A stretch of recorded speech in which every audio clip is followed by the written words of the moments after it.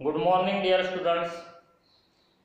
आज से हम देख रहे हैं AC circuits. It is the chapter next to the electromagnetic induction chapter. इसमें हम एसी सर्किट्स के बारे में पढ़ने वाले हैं और इसलिए AC that is alternating current या आप अल्टरनेटिंग वोल्टेज भी जिसको बोलते हो उसके बारे में जानकारी होना जरूरी है। एक्चुअली रिड्यूस्ड सिलेबस में ईएमआई चैप्टर के इस टॉपिक को दैट इज एसी जनरेटर जो टॉपिक है वो डिलीट किया गया है इस साल के लिए। तो ईएमआई चैप्टर्स की जब मैंने वीडियोज भेजे तो उस समय ये टॉपिक वहाँ नहीं था, मतलब आपको डिस्कस नहीं किया गया। लेकिन इस चैप्टर में एसी सर्किट्स को समझना है तो हमें एसी जनरेटर के बारे में थोड़ा समझना होगा। मतलब एसी यानी क्या, अल्टरनेटिंग करंट यानी क्या या अल्टरनेटिंग वोल्टेज यानी क्या, ये सबसे पहले हमें समझना होगा। मतलब उसका इक्वेशन वगैरह कैसा आता है वो थोड़ा शार्ट में देखना होगा। इस चैप्टर के लिए हमें ईएमआई का कुछ जो पार्ट है या introductory for this chapter discuss करना है। तो वहां हमने क्या क्या डिस्कस किया थोड़ा शार्ट में अर्ली पार्ट को मैं यहाँ रिकॉल कर रहा हूं। वहां हमने दो एक्सपेरिमेंट डिस्कस किए थे, एक कॉइल एंड कॉइल एक्सपेरिमेंट और एक कॉइल एंड मैग्नेट एक्सपेरिमेंट, जिसके कंक्लूजन्स में हमें ये पता चला कि फैराडेज द्वारा जो दो लॉज बताए गए हैं, Faraday's laws of electromagnetic induction as well as हमें लेंजेस लॉ के बारे में पता चला। उससे पहले हमने मैग्नेटिक लाइन्स ऑफ फोर्स के बारे में डिस्कस किए थे, मैग्नेटिक फील्ड के बारे में डिस्कस किए थे, मैग्नेटिक फ्लक्स के बारे में डिस्कस किए थे। तो मैग्नेटिक फ्लक्स यानी क्या, यहां से हम अब शुरुआत करते हैं। मैग्नेटिक फ्लक्स जो कि फाई से डिनोट किया जाता है और उसका फार्मूला है B dot A that is B A cos theta, where B is the magnetic field intensity, which is actually number of lines of forces passing normally through the unit area. A is the area vector and therefore this is the number of lines of force passing normally through the given area, that is called as the magnetic flux, which is given as B dot A, that is B A cos theta. Theta is the angle between the area vector and the magnetic field vector. और जब हमने वो जो दो experiment discuss किए उन दो experiments में हमने ये देखा कि whenever the magnetic flux linked with the coil or say conductor changes, यानी EMF is induced, ये पहला लॉ था फैराडे का। और जो EMF इंड्यूस्ड होता है उसका मैथमेटिकल फॉर्म दूसरे लॉ में बताया गया, जो ये बताता है कि EMF induced is directly proportional to rate of change of magnetic flux, that is E is equal to some constant according to the Lenz law we can say it is E is equal to minus d phi by dt। Second law ये बताता है, mathematical form देता है हमें E is directly proportional to d phi by d t, और Lenz's law के अनुसार वो E हो जाता है minus d phi by d t. जो निगेटिव साइन यहाँ आया है वो बताता है कि इंड्यूस्ड ईएमएफ और उसको प्रोड्यूस करने वाला they are opposite to each other, are they we can say the producer that is EMF induced opposes the actually product, EMF is the product which opposes the producer that is d phi by d t. ये तीन laws हमने देखे थे। मतलब EMF induced होने के लिए जो फ्लक्स है लिंक विद द कॉइल उसको चेंज होना पड़ता है। तो ये थोड़ा तीनों लॉज को रिकॉल करना था हमें। फ्लक्स क्या होता है ये हमें समझना था, ईएमएफ इंड्यूस्ड कैसे होता है वो हमें यहाँ ध्यान में रखना है। उसके बाद इस एसी हमें देखना है तो उससे पहले जो करंट होते हैं वो दो टाइप के होते हैं, उसके बारे में अपने को डिस्कस करना है। करंट बोलो या वोल्टेज बोलो, एक को हम बोलते हैं डीसी, डीसी यानी डायरेक्ट करंट। हमारे घर के बहुत सारे अप्लायंसेस जो है वो इस डीसी पर चलते हैं। कंप्यूटर हो गया, टेलीविजन हो गया, और भी दूसरे डिवाइसेस है। और कुछ डिवाइसेस ऐसे भी है जैसे इलेक्ट्रिक फैन हो गया, एयर कंडीशनर हो गया आपके घर का, फ्रिज हो गया, वो भी इलेक्ट्रिसिटी पे काम करते हैं लेकिन वो एसी पे काम करते हैं। तो डीसी क्या होता है? डीसी यानी कि डायरेक्ट करंट या डायरेक्ट वोल्टेज। सिंबॉलिकली उसको इस प्रकार से बताया जाता है कि इसकी जो पोलैरिटीज होती है वो फिक्स्ड होती है। इसको यूनिडायरेक्शनल भी कहा जा सकता है, ये वेरिंग भी हो सकता है या स्टेडी डीसी भी हो सकता है, लेकिन इसकी पोलैरिटीज पॉजिटिव और निगेटिव फिक्स्ड होती है। जैसे समझो हम ट्राई सेल जो घड़ी में वगैरह लगा के उसको उपयोग में लाते हैं तो हमें डीसी देता है, डायरेक्ट करंट देता है या डायरेक्ट वोल्टेज बोलो। दूसरा जो होता है उसको अल्टरनेटिंग कहा जाता है, यानी कि एसी, अल्टरनेटिंग करंट या अल्टरनेटिंग वोल्टेज। और सिंबॉलिकली उसको इस प्रकार से बताया जाता है, इसकी जो पोलैरिटीज है बार बार चेंज होती है, मतलब इसका जो डायरेक्शन है कंटिन्यूअसली चेंज होते रहता है बोलो। ये 0 to positive maximum, positive maximum to 0, 0 to negative maximum, again negative maximum to 0, इस प्रकार से ये चेंज होते रहता है। इसको कहा जाता है अल्टरनेटिंग करंट, इसको कहा जाता है डायरेक्ट करंट। ये जो अल्टरनेटिंग करंट है उसका इक्वेशन होता है स्पेसिफिक। वो इक्वेशन कैसे आता है उसको थोड़ा मैं सिंपली शॉर्ट में बताने की कोशिश कर रहा हूं।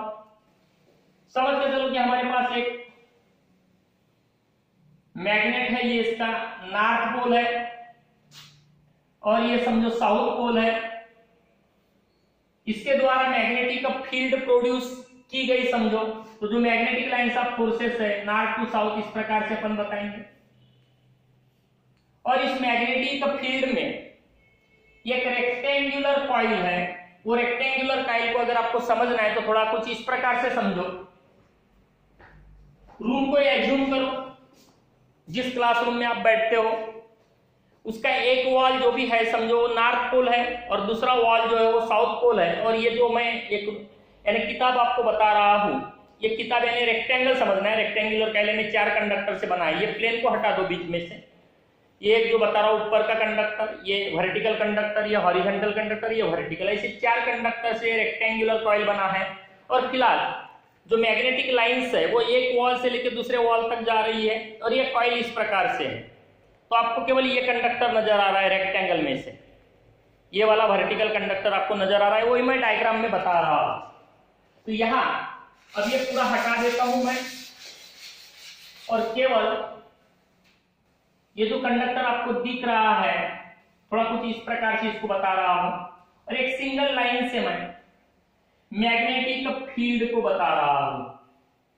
ये मैग्नेटिक फील्ड है जो कि इस प्लेन को, ये जैसे ये कॉइल है समझो यानी रेक्टेंगुलर, और ये चौक यानी मैग्नेटिक फील्ड है, उसके प्लेन को, ये कंडक्टर हो गया, या कंडक्टर के लेंथ को ये परपेंडिकुलर है, यानी प्लेन जो भी है कॉइल का उसको मैग्नेटिक फील्ड परपेंडिकुलर है। यानी इस पोजीशन में अगर नॉर्मल निकालने जाएंगे एट टाइम t से t इक्वल टू 0 पे normal will appear in the direction of the magnetic field. कुछ समय पश्चात एंगुलर वेलोसिटी ओमेगा से टाइम t में समझ के चलो कि कॉइल थोड़ा इस प्रकार से पोजीशन ले रहा है, यानी कंडक्टर जो अभी तक वर्टिकल था वो मैग्नेटिक फील्ड के साथ इस प्रकार से इंक्लाइन हो रहा है। तो यहां नॉर्मल इस प्रकार से दिखेगा, तो इसको कहेंगे अपन नॉर्मल एट टाइम t। तो ये सर्टेन एंगल में नॉर्मल रोटेट हुआ क्योंकि प्लेन रोटेट हुआ, एरिया वेक्टर रोटेट हुआ ऐसा बोलो। ये थीटा जो है वो ओमेगा टी है, omega is angular velocity.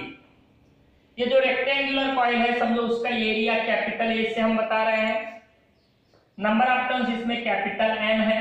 Uniform magnetic field में ये कॉइल रोटेट हो रहा है, that means now the conductor is rotating in the uniform magnetic field. तो मैग्नेट और कॉइल वाले एक्सपेरिमेंट को थोड़ा यानी रिमेंबर करो, याद करो, तो उसमें आप देखेंगे कि conductor is moving in uniform magnetic field. Initially जो भी फ्लक्स लिंक है इसके साथ कंडक्टर के साथ that is phi equal to B and perpendicular, तो बी ए यानी थीटा जो भी है नॉर्मल और बी के डायरेक्शन का जो एंगल है दोनों एक ही डायरेक्शन में होने से 0, तो बी इंटू ए ऐसा होगा। और नेक्स्ट पोजीशन की अगर बात करें एट टाइम टी, तो ये हो जाएगा phi is equal to B A cos theta, that is phi is equal to B A cosine theta is omega t. It is the flux linked with the coil, but coil is rotating with uniform angular velocity omega, and therefore there is change in flux with respect to time, and whenever flux it changes EMF is induced, and therefore E is equal to minus d phi by dt, that is the negative sign के साथ d dt of ba cos omega t, therefore it is minus ba d dt of cosine omega T. ये initial flux है, जब coil rotate हो रही है तो flux change होगा, और जब फ्लक्स चेंज होगा तो ईएमएफ इंड्यूस्ड होगा। लेंजेस लॉ के अनुसार E equal to minus d phi by d t, phi की जगह पे B A cosine omega t रखें, तो it is minus B A d d t of cosine omega t, and therefore now E is equal to minus ba into derivative of cosine omega t, it is minus omega sin omega t, minus minus plus, therefore it is ba omega sin omega t. If there are n terms in the coil, then the total flux will be n times, and therefore the EMF induced will be N A लिख रहा हूं पहले मैं, B omega N A B omega sine omega t, and this is the formula for EMF induced whenever the coil is rotating in uniform magnetic field.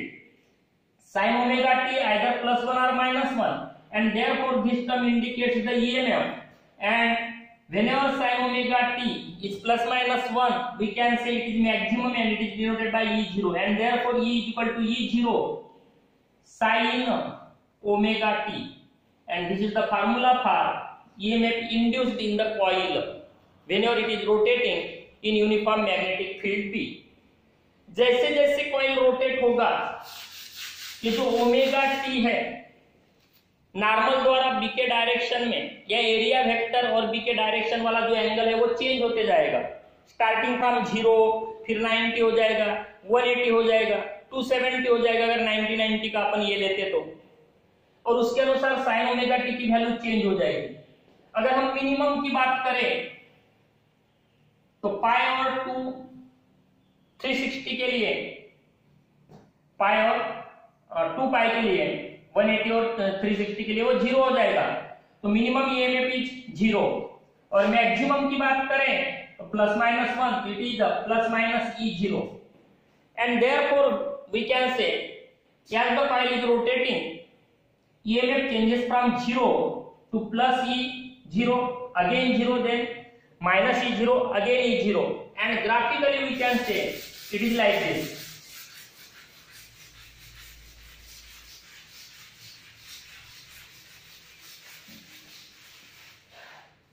Suppose on y-axis there is EMF and here is angle offset time, omega T भी ले सकते हैं हम, तो ये 0 है, फिर +E0, again 0, -E0, +E0, यानी इस प्रकार से होते जाएगा।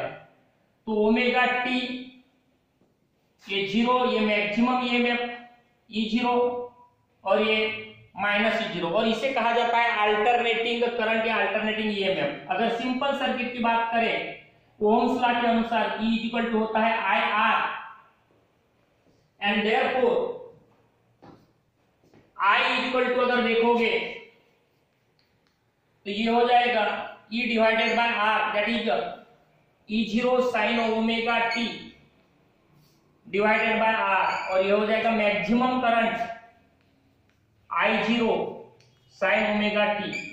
तो करंट और ईएमएफ के लिए सिमिलर फार्मूला मिलेगा। अल्टरनेटिंग इसे इसलिए कहा जाता है क्योंकि continuously 0 to positive maximum, 0 negative maximum, 0 again positive maximum, ये वैरी होते रहता है, और इसलिए इसको एसी यानी कि अल्टरनेटिंग करंट जनरली लेकिन अल्टरनेटिंग वोल्टेज भी होता है। Okay, see you in the next video. तो ये थोड़ा इंट्रोडक्टरी पार्ट था। अब हम उस चैप्टर से नेक्स्ट वीडियो में यानी शुरुआत करेंगे उस चैप्टर से, जो भी टॉपिक है वो डिस्कस करेंगे। बाकी ये भी यहाँ समझना जरूरी था क्योंकि इसी का हम उपयोग लेने वाले हैं आगे। Okay, bye, see you in the next video.